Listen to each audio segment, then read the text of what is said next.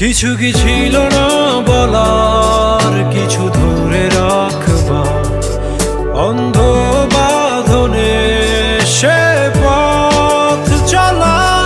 আজও জানালা বেয়ে একই রোদ তোর পাশে